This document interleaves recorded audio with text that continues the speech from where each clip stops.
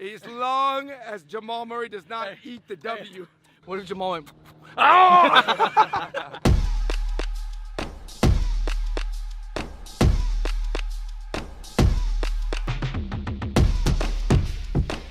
Welcome everybody to another episode of NBA Signature Moves International Edition.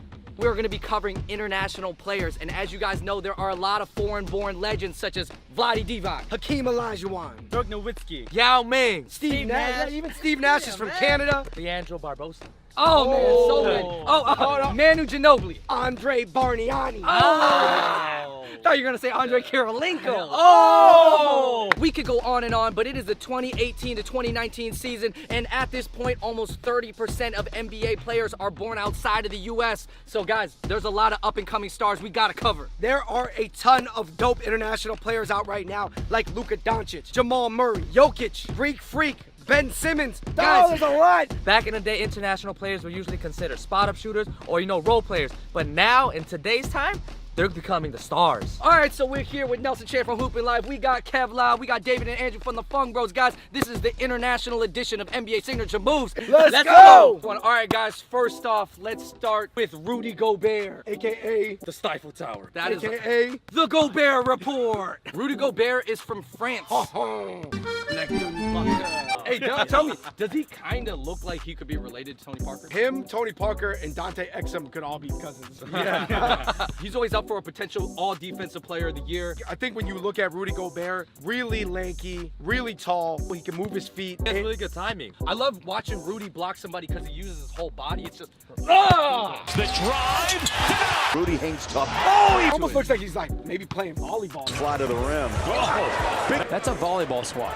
It's like he's trying to spike it or he throws his whole body flying in. He's an outside hitter. Going like Outside hitter, man. When you talk about Rudy Gobert's stats, you're not talking about blocks per game, you're talking about swats per game. Yeah, and also it's just not even the blocks, the way he alters the offensive player's shot, whether he blocks it or not, he makes it difficult for the offensive player to score. Even though he may not get the stat for getting a block shot, a tip, it makes it more difficult. Like a 6'3" guard going in, he can't dunk on him. He can't go up and under. It's hard for him. He's gonna throw up a wild shot, make a miss, and that's not a stat that's recorded, right? Hey, this year though, he's averaging 17. He stepped his offensive game up. You guys notice that? all right, guys, let's go show him what Rudy Gobert looks like when he blocks somebody. All right, one of the keys is that somehow, for a moment, Rudy Gobert ends up looking like the rave girl meme. You know, when the rave girl's raving, she's just like, Let's show him what happened to Julius Randle. By the way, we always used to bag on Julius a lot in NBA Signature Moves. He's doing really good this year. Okay, so for this play, Rudy Gobert, AKA Nelson, came help side, which means he didn't have the one-on-one matchup with Julius Randle, but he got by his man, but he didn't get by Gobert. Oh, man. All right, this is another great help side block by Rudy Gobert on Hassan Whiteside. Not a short guy this time. Johnson, Whiteside in on Ingles. Help. Johnson, Whiteside in on Ingles. Help. Blocked by Rudy. And the stare down. The stare down. All right, coming up next, we got the young star Luka Doncic from Slovenia. He's big, got handles, got vision, and he can low-key shoot a little bit. These moves that he's pulling at his speed are very, very impressive. It almost is crazy how much he's getting past people. He's not fast, but he's quick. He's obviously not super athletic, he's not super fast, he don't got that crazy speed, but he's quick on his feet. He's actually not that great of a ball handler in terms of being a point guard, but he actually has really good handles to be a scorer.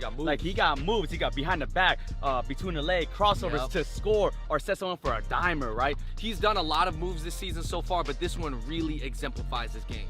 All right, so on this move, Luka Doncic, he does a between the leg to the left, dribble, between the leg to the right, in and out, one dribble, feels the contact, behind the back, one dribble, and off balance, little banker. Doncic. Luka. Okay. Oh, yeah, we like that. Off balance. Doncic. Okay. Oh, yeah, we like that. Off balance. Would you say of any NBA 2B star that he's got one of the slowest releases? Yeah? He's doing pretty well even with the slow release, but do you think it's gonna hinder him down the road? I don't think so. The amount of space he creates off of his moves or his combo moves gives him enough time to get the shot off. So he's good. A lot of players, the defenders, they're worried about his drive, and even when he makes all his moves, when he gets them off balance, so when he does that step back or whatever moves he's doing, yeah, just like Nelson said, he has a lot of time to set the shot and make His the shot. step back is nice. It's nice. Yo, he shoots almost like a 7-foot guy, kind of. Yeah. He doesn't holds- jump high off the ground. It's a big arc. His legs are definitely slanted, and he jumps forward, and he shoots kind of like above his head like this. Luka, that's good. All right, now we got Nikola Jokic, the Joker. The Nuggets are killing it this year. Yeah, He they is are. also killing it. Yo, he should have been an all-star last year. There's no way he's not an all-star this year. You know what it is for a big man? He doesn't really dunk on people that often, but he schools people. He's a Oh, finesse yeah. player. schools He's a people finesse player. like He none other. is better than Karl Anthony Towns. Yeah, Without a yes. doubt. Yeah, of course, Yes. man. Way more skillful. Plus, I think he's a better leader too than Cat. He doesn't look as cool, even though he makes really cool plays. It's just not as, it's flashy, It but kind of does. look super It does flashy. kind of look like the skilled big man at the gym. Like he's not that toned, you know? Yeah, Like, yeah. he kind of looks like Chubby He and looks out of flabby. shape. Some of these passes he's throwing, to me, the greatest thing about Jokic is his expression. Like he just kind of goes like this. You've never seen good pass before? Like it was expected. Yeah. you no know? big deal. So for this pass, he was covered by like 4 Spurs players, and somehow he was able to throw a no-look behind the back pass for an assist. A reset on the 20. Oh! Behind the back! Oh my gosh! Oh my goodness. There's a reset on the 20. Oh! Behind the back! Would you guys agree that the European big men typically are better passers and shooters than the American big men? Oh, for sure. They're way more fundamental. By It's also far. because they don't dunk as much. Yeah. When you say they don't dunk as much, it's because they're not as athletic. What do you think it is like about the way the international guys are coached or they're taught growing up, or like is it because they can't just catch alley-oops and stuff like that? They have where to- they're forced to develop other skills? Because they're not that athletic, they have to rely more on their skill. Basically, European players growing up, they're working a lot more on the fundamentals, playing team ball, while in the States, you know, people are focused on AAU. It's a highlight and a showcase. If in America they could produce more players with the skill of Jokic, then maybe they should think about changing things here. You do have a point, but the only problem is it's boring. People want to work on shooting deep threes and dunking the ball, right? If they want to work on the fundamentals, no one really wants to do that. That's why they just want to be cool. That's why European players always come out a lot more fundamentally sound. Also, you got to understand that these guys are also so skilled because they actually start playing professional basketball at a much younger age. They play at like 2. Tony Yeah. Parker, for example, started playing pro when he was like 14. Like he wasn't even going to school anymore. No, that's it. I'm not saying you should do that, but it is a different system out there. On this next pass, Jokic calls for it in the high post, and he does a 2-hand, no-look over-the-head pass. I remember the first international player to ever do this pass was our Venus Sabonis. Blasted Young in front of us, Whoa. and look at him throw that over-the-head pass. And blasted Young in front of us, and look at him throw that over-the-head pass. Coming in from Canada, we have a little guy in the name of Jamal Murray. He's been starting to kill within the last few seasons, and lately, he's been cooking. Poutine. Man, and not only has he been cooking, he's been letting people know that he's been cooking by celebrating so much where it really pissed off Kyrie Irving. Man, that was kind of crazy. But in all defense to Jamal Murray, Kyrie shouldn't have let him drop 48 points. He dropped 48 on your head, boy. Hey man, you can't get mad at somebody for going for 50 if they only Yup. got 48. Exactly. That's my opinion. No, don't let him get 48 if you don't want to let him get 50. All right, guys, so we know Jamal Murray is known for his celebration.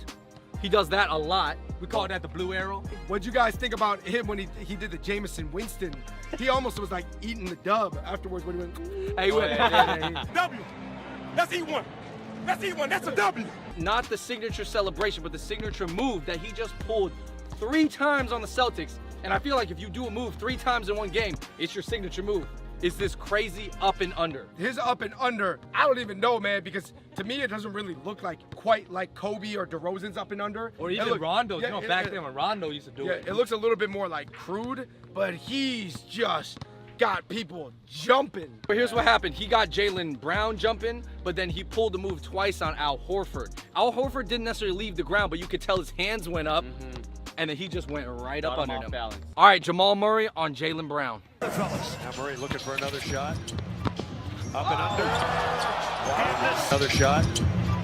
Up and under. As long as Jamal Murray does not eat the W. What if Jamal went?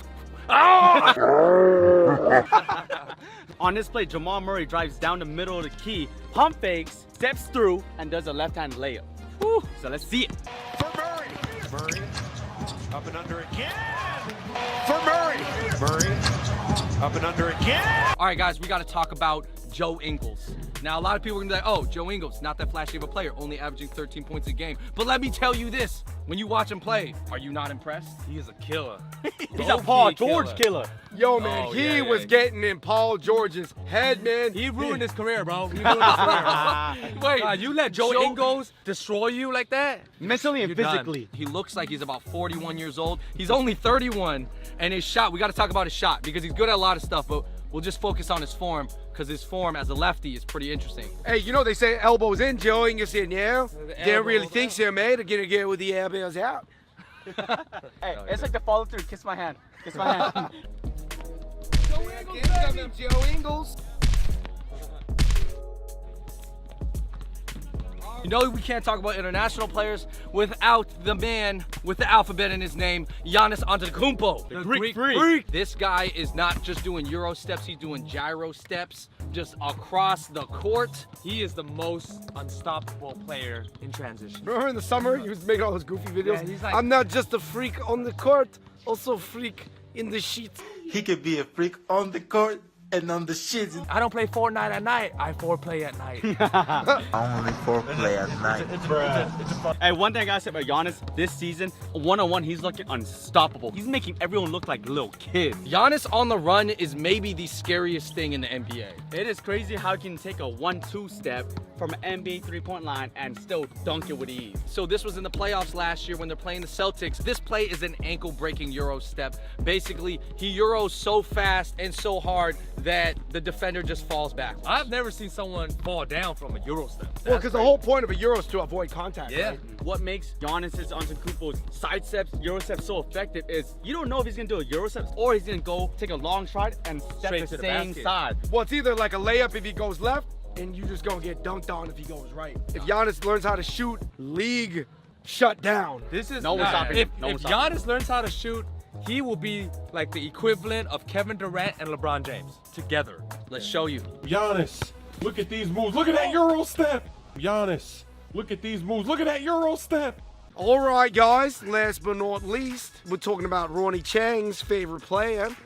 We're talking about another Aussie, Ben Simmons, everybody. Yo, lefties with funny looking shots. Or in Ben Simmons' case, no shot. But it's weird because you do see him shoot in warm-ups, you do see him shoot in practice, and he kind of makes them. What is it about it, the game situation that prevents him from taking a shot? I think he realized he's so big, so quick, so strong. Why not just take it to the rack and finish around the rim? Why do I need to shoot? That's probably what he's thinking. I just don't think he's confident enough in his shooting. Hey, I gotta say this, I'm a Markelle fan. Markel's still really not a good shooter, but he's willing to take like 6 threes a game. That's why he's gonna be good because he has the confidence. He said he's not scared to go 1 for He's 6. not scared. He's not scared. I guess Ben Simmons probably figures, yo, I'm so much better at passing. Let me just figure out a way to pass to a teammate. We gotta go through some Ben Simmons signature moves, man. We gotta show some of his Magic Johnson-like passing. All right, so this first one, Embiid is trailing behind, and Ben Simmons, in the most smooth way, drops it underneath his legs when he's right in front of Joel, and Joel goes up for the slam. This was one of the smoothest versions of this move I've ever seen in the NBA, let alone by someone who's like 6'10". Here comes Simmons between their legs. Embiid. Here comes Simmons between their legs. He also got a pretty interesting array of like sky hooks, right? He does. Ben Simmons can make some very awkward hook shots, but cannot hit an open jumper. He has taken 0 3-pointers this season. We also got Andrew Wiggly Wiggins. And it's funny because I would say actually Andrew Wiggly Wiggins, not that wiggly. Andrew Wiggins is so stiff. To me, he kind of feels like a Harrison Barnes. He'll be really choppy, right? Jab step. His upper body is very upright. Yeah, his legs might be getting low, but his upper body is always very upright. Very stiff. I mean, he pretty much only got that drop step spin move into either a finger roll or like pull up. Yeah. That's like the only move that he has, right? Yeah. I would say Andrew stiffens. Andrew stiffens. Would you say that a lot of people are disappointed with Andrew Wiggins' development as a player? I know somebody who's very disappointed is Jimmy Butler. I don't think there's too many of them that'll tell you that I'm a bad teammate. The Timberwolves beef is not just between Jimmy Butler and Karl Anthony Towns. It is also between Jimmy Butler, Andrew Wiggins, Very disappointing. Still very talented, still young, but something's No gonna heart have for the game, no passion, no something's fire. gonna have to shift in his mentality. He might need to get new trainers or something. The work ethic is not there. All right, guys. Joel Embiid. Andre Drummond's daddy. He owns real estate in his head. I feel like I own a lot of real estate in his area. Joel Embiid and Ben Simmons, right? There was so much hype about the Sixers this year. They're doing okay, but they're not really killing it. Yeah, they're not. What's going on? Is Joel actually doing his No, job? Joel actually makes a lot of boneheaded mistakes sometimes. He turns the ball over a lot. Like, 'Cause he he's a tries to really do bad too much passer. Like, he'll see some guy trying to come up for the ball, but then he'll backdoor, but he'll throw the ball still. Very, very fluid offensively. I think if you look at Joel Embiid's highlights, he almost looks like the greatest player in NBA history. And then you don't know that there's a lot of like kind of recklessness that comes along with that, but incredibly fluid. What is it about the international players? They're making up a third of the NBA. It's possible in a few more years they might make up 35, 40% of the NBA. What is it? I think basketball is just growing overall. It's a lot more popular, and players are a lot more willing to make the sacrifice and make the global move to try to make it to the NBA. While a lot of players in the leagues, the professional leagues, they're content being overseas, right? So they don't try to work on their game and improve themselves so they can stay in the NBA or make the NBA. Outside of America, if you round up all the players, there's way, way, way more professional basketball players than just in the NBA. The NBA only has 300 players. Out there in the world, I don't know, thousands, right? So you're taking some of the best ones, and maybe the best ones don't want to come over, but some of the best ones, and you're only picking those to be in the NBA. So that's why it seems like they're so good, because they really are that good. It just shows you that it's not an American dream anymore. People from all over the world, you know, who has a goal in making it big in basketball is trying to get into the NBA, whether it's Europe, Asia, you know, Africa, Latin America. Everyone's, obviously, you want to play with the best of the best, and that's the NBA. Today's game is a lot more fast-paced. You can rely on your outside shooting, which a lot of European players are really good at. But also, one thing, in the league, people around the basket are way craftier. A lot more side steps, euro steps, step backs, all these different type of footwork and technical moves. These European players are really good at that. So they kind of blend in with the game a lot more. And then some of these players are becoming a little more athletic, so they can actually hang around in the league a lot more. One thing I want to say is the first player that really played like Steph was Šarūnas Jasikevičius, but only in the Lithuanian league. Right, he was being. He was basically doing what Steph was doing in the NBA, but only in Lithuania league. So it goes to show you there was players pretty much dominating from a purely over there, but they just couldn't do it amongst the big trees of the NBA. All right, you guys, in the comment section below, make sure you let us know who is your favorite new international player in the NBA and what is their signature move. Also, let us know what other types of basketball videos you'd like us to make. Leave it in the comments right down there below. Shout out to Nelson from Hoopin' Life. Shout out to Kev Law. That's David and Andrew from the Fun Bros. Guys, that was the international edition of NBA Signature Moves. Man, the NBA is exciting. All right, stay tuned for more basketball videos because the NBA season is underway. All right, everybody, thanks for watching that video. And until next time, we out. Peace.